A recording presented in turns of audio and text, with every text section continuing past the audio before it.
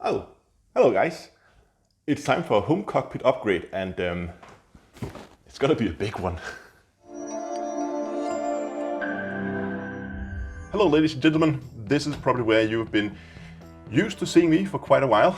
This is my home cockpit, but it's time for an upgrade. And I'm not gonna spoil it just yet. I'm gonna show you when we get a little further into the video. Because first I need to get all of this out of the way because I need some space to work with. So step one, let's clear some space.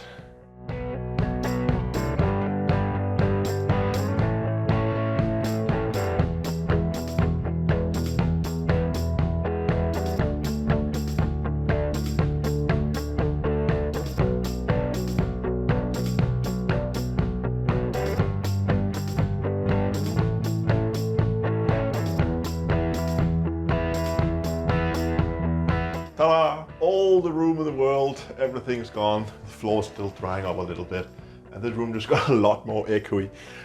Anyway, with room in here now, we can begin the rebuild process. Let me just take you in here and we can talk about what it is that I've spent all that money on.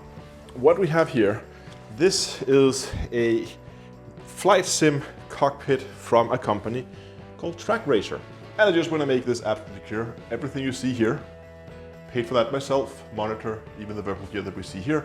It's going for an upgrade. So all of this is paid for by me, nothing here is sponsored. And we're going to begin the build process, and that's going to be a little difficult because this is where I'm hitting my first little roadblock. You see, all of these packages has like nice QR codes on them, but if you scan those QR codes, they just take you to the front page of their home site. And they don't write anywhere on the packaging what they are. So let's get some boxes open and let's find a manual. Let's get going.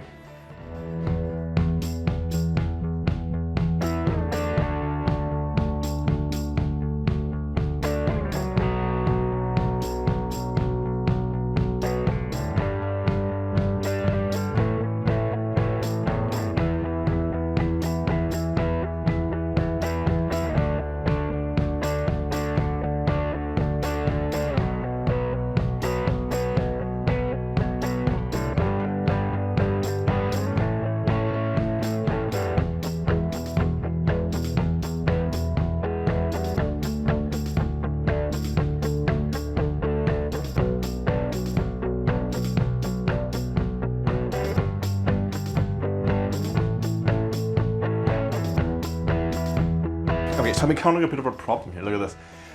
I have these plates, or these bars that are supposed to be going towards the front of the build. That's what is going to extend the base that we've just been building.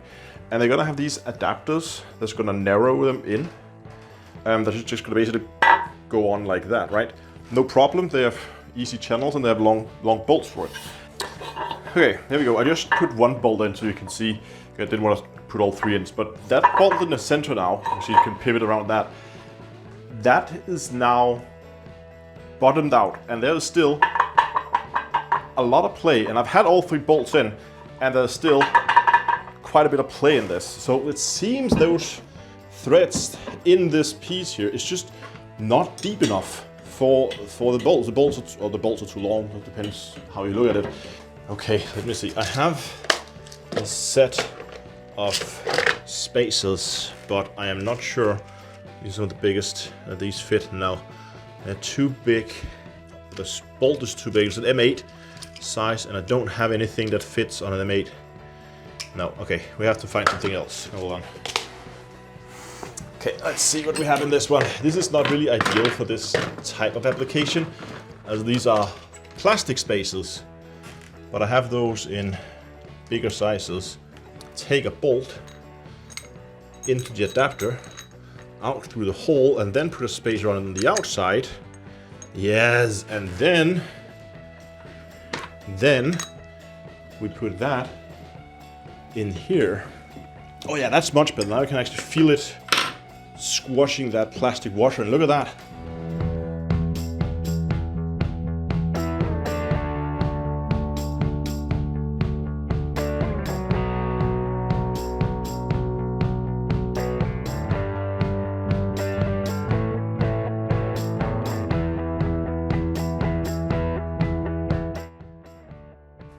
Ladies and gentlemen, welcome to day 2 of a Cockpit rebuild. I worked late last night in order to get some good progress in, so I didn't have to film at the same time. And there's been quite a bit of progress. Let me just show you where we're at right now. So, camera work. Here is the setup as is right now. Seat has been mounted. I mounted my my SecretLab Titan has just been mounted there on a bracket. HOTAS has been installed. Obviously no wires yet, and the monitor main arm is here. There's going to be arms coming out here on the side, there, and those are going to hold the secondary monitors. Now, you might have noticed I've mounted these small arms here and here. The idea was those were going to hold the tabletop. My original idea was that was going to come around, so it's going to come back here to give me more space. I need the table to be at least 30 centimeters deep in order to hold my equipment like audio mixers and that kind of stuff. You can kind of see the problem that I'm heading into here. If I go 30 centimeters, that's there. That's that much. So here's the plan. I'm going to take my current tabletop, I'm going to cut it up. And that was always the plan, to reuse my old tabletop kind of as a test, and then if I like it, I might swap it out for a different one later, or if I end up making mistakes and cutting it too small. I need to do some measurements, we need to do some drawings on the old table, and then I need to find a saw.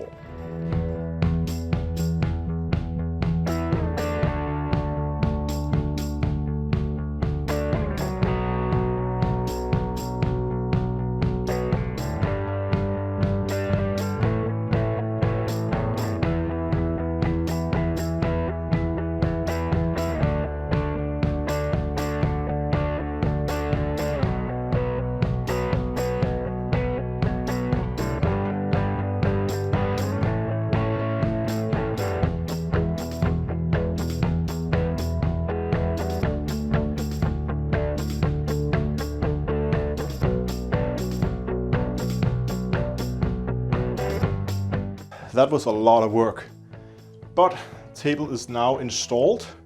It turns out that the whole getting in and out was not a problem at all. Let me just show you here. I ended up installing a seat slider under the seat. It actually came with the cockpit. I first thought, I'm not going to need it, but it turns out I actually do. So right now the seat is as far back as it will go, so I can just step into the cockpit. Yeah, have a seat, adjust the armrest if I want to. Not sure if I'm going to do that, but underneath it, here, there is now a handlebar, just like you would have in a car, to adjust your seat position. Pull that up, and just slide the whole thing forward, lock it into place, and there you go. Now you're ready to fly some spaceships, and we need to get out, do the whole thing in reverse. Like so.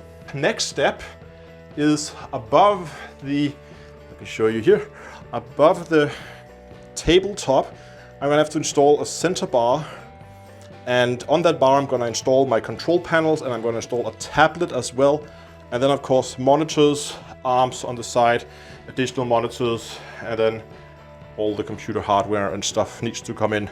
I've been working on this setup, as you can see here, and a few things has happened since last time I recorded, but also a disaster has struck. I got the main monitor up. I actually also got my secondary third monitor is going to go over there. And I thought, you know what, just want to power on the new monitor, have a look at it, because it's nice and big. And we're going to talk more about that later. But let me just put you guys down somewhere where you can see. That should do it. Now you can see the monitor, and I'm just going to go and find some power for it, so you can see what kind of disaster I've gotten myself into here. There we go, power is on. And that is absolutely the last thing you want to see on a monitor that you just plugged in. And this was not cheap. This is not my doing, by the way. I have been very careful with this thing. There's no indication of damage to the packaging. I wouldn't have accepted the package if it was obviously damaged. So I don't know why, how the thing got damaged. Point is that it is, so I'm gonna have to send that back, but that whole process is gonna take like 2 weeks before the supplier get it back. They verify that it is in fact broken and Hopefully they're then gonna send me a new one.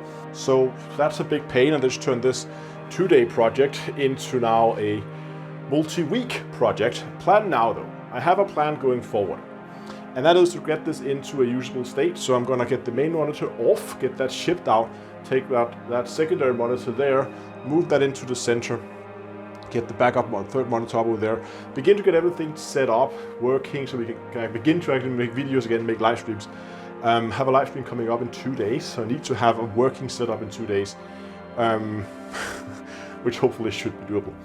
Now, while we wait for the monitor to be replaced, there's a few other items that just arrived in the mail for upgrades. Now, one of the issues I had was with the bigger monitor, the camera angle was kind of coming down at a rather extreme angle, and there's not really room inside the rig itself to actually fit it. So I got this.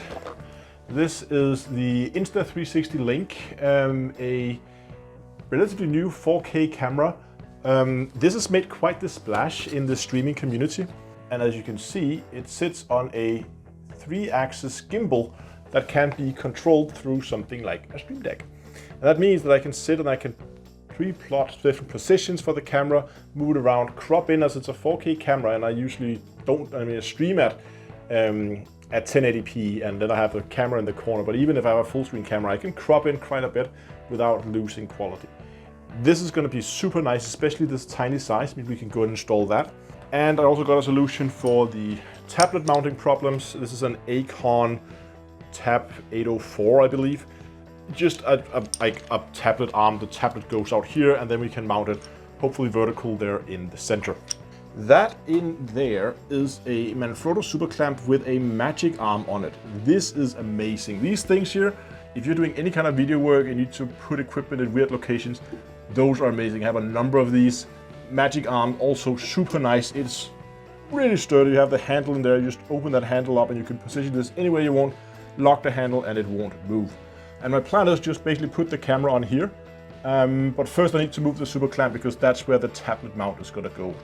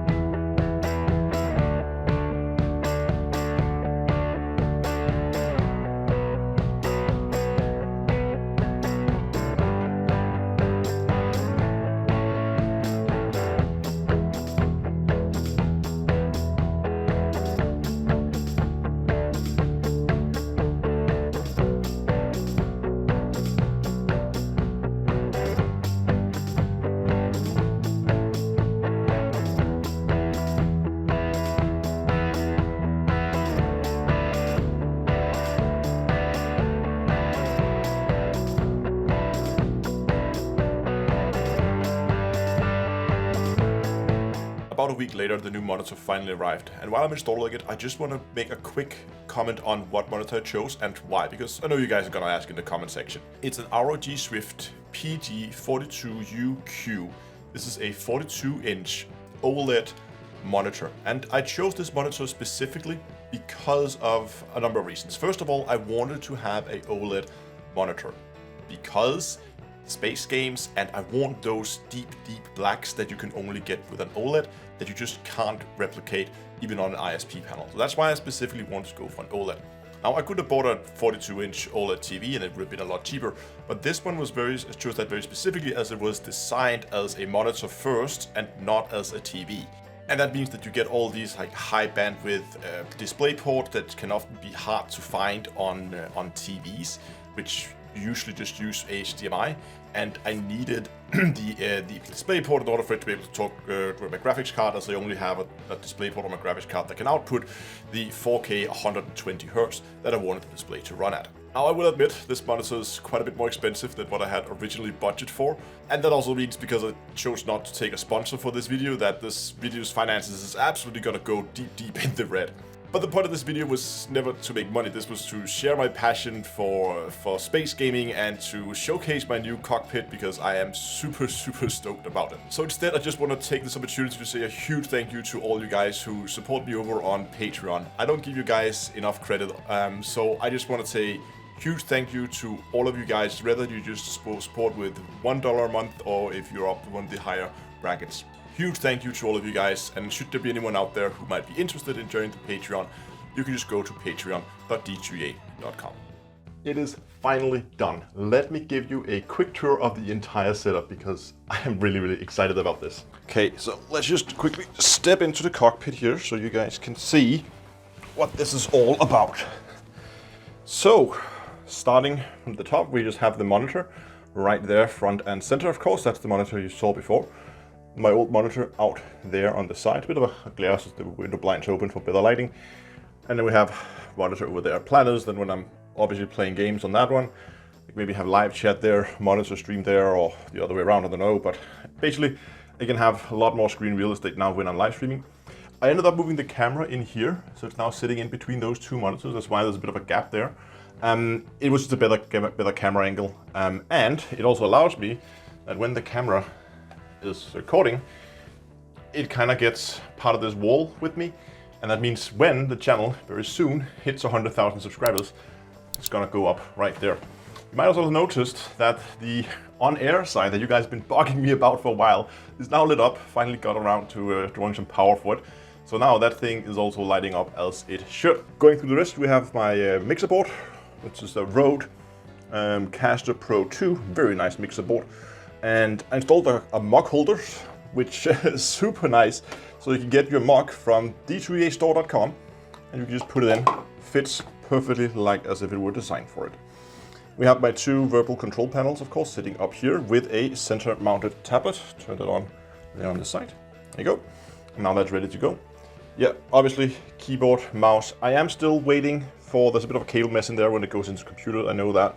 There's gonna be a plate or a mount coming out here to hold the Stream Deck. It hasn't arrived yet, so it's a minor thing, but I'm gonna screw something in there to hold it onto the Stream Deck.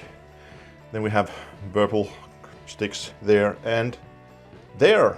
It's been a bit of a journey to make this, but I'm really happy with the outcome of it, and I'm really happy that you decided to stay with me through this video. Hope you enjoyed it, and until next time, I'll see you guys in space.